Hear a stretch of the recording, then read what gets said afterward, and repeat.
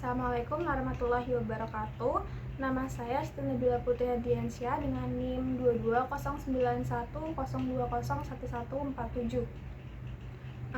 Yang terhormat Bapak Tri Setiawan selaku dosen mata kuliah Birokrasi dan Governansi Publik.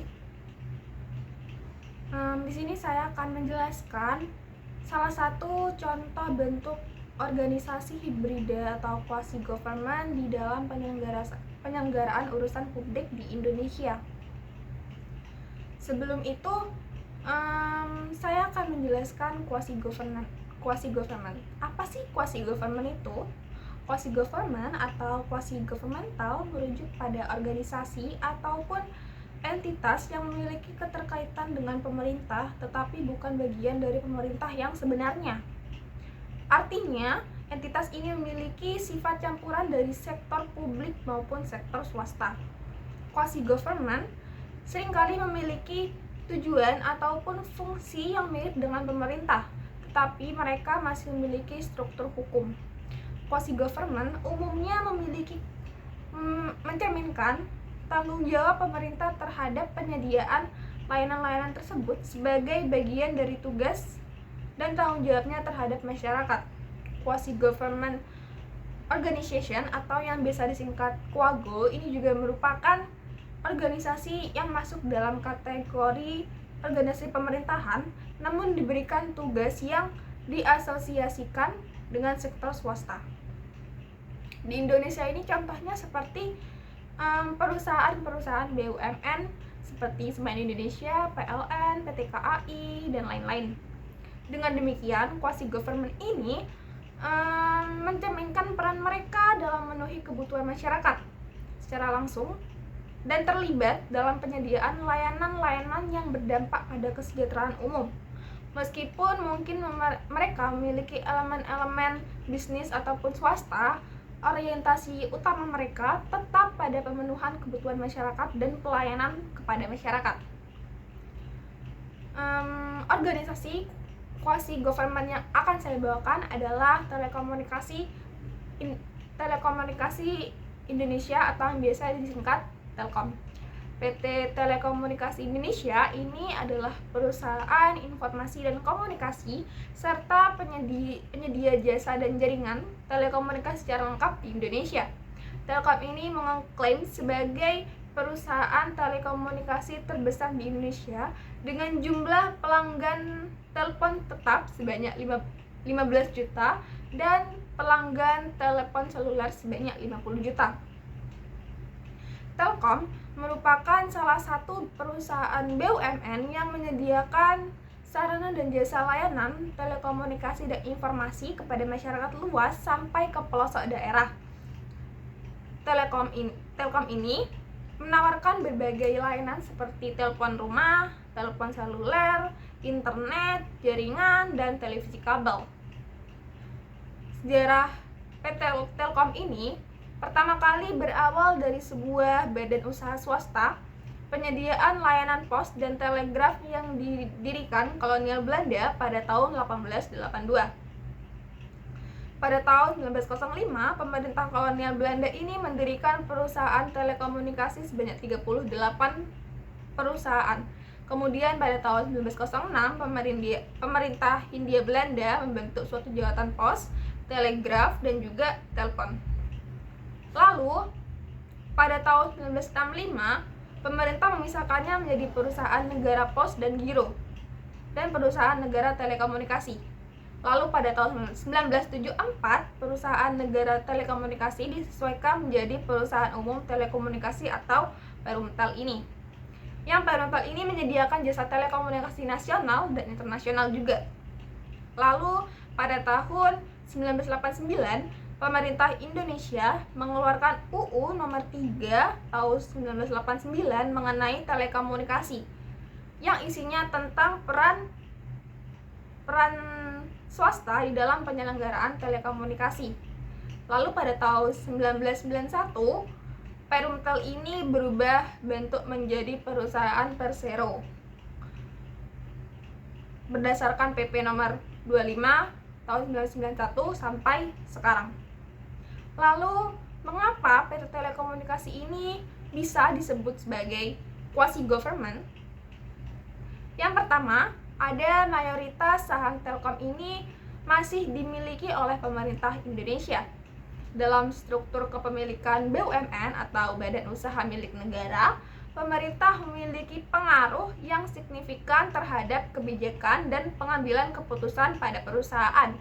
Ini mencerminkan keterlibatan dan kendali pemerintah dalam operasional dan pengembangan Telkom. Lalu, yang kedua, Telkom sebagai perusahaan telekomunikasi milik negara memiliki peran yang penting dalam mendukung tujuan pembangunan nasional. Layanan telekomunikasi ini adalah bagian integral dari perkembangan ekonomi dan sosial pada suatu negara. Dengan fokus pada tujuan pembangunan nasional, Telkom secara inheren terlibat dalam agenda pemerintah untuk mencapai pertumbuhan ekonomi, konektivitas nasional, dan juga peningkatan akses informasi. Lalu yang ketiga, pemerintah memiliki peran dalam mengatur industri telekomunikasi dan regulasi ini dapat mempengaruhi kebijakan dan praktik operasional Telkom. Hal ini mencerminkan keterlibatan pemerintah dalam mengarahkan perkembangan sektor telekomunikasi sesuai dengan kepentingan nasional. Lalu, urusan publik apa yang diselenggarakan oleh PT Telkom ini? Yang pertama, PT Telkom ini memiliki peran yang strategis di dalam pengembangan dan pemeliharaan infrastruktur telekomunikasi nasional. Sebagai perusahaan telekomunikasi terbesar di Indonesia, PT Telkom ini membantu pemerintah untuk mencapai tujuan-tujuan dalam menghadirkan konektivitas telekomunikasi yang lebih baik di seluruh negeri.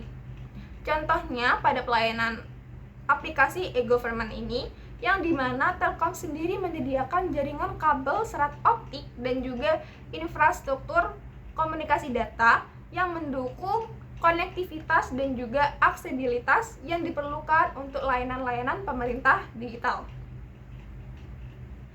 Terus yang kedua, Telkom juga menyediakan solusi teknologi informasi yang mendukung pengembangan dan implementasi aplikasi e-government.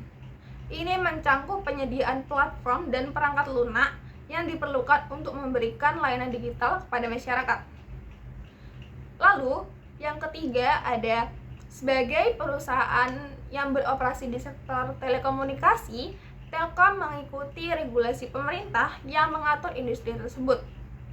Telkom memiliki kewajiban untuk memenuhi standar layanan, keamanan, dan keberlanjutan yang ditetapkan oleh pemerintah. Lalu yang keempat, ada Telkom berusaha untuk memberikan pelayanan telekomunikasi di daerah-daerah terpencil dan terpelosok di pedesaan. Inisiatif ini merupakan bagian dari upaya untuk mengurangi kesenjangan digital dan juga memastikan bahwa semua warga di Indonesia tanpa memandang lokasi geografis itu dapat mengakses layanan telekomunikasi. Lalu, selanjutnya saya akan menjelaskan permasalahan yang mungkin muncul jika PT Telkom ini tidak dibentuk.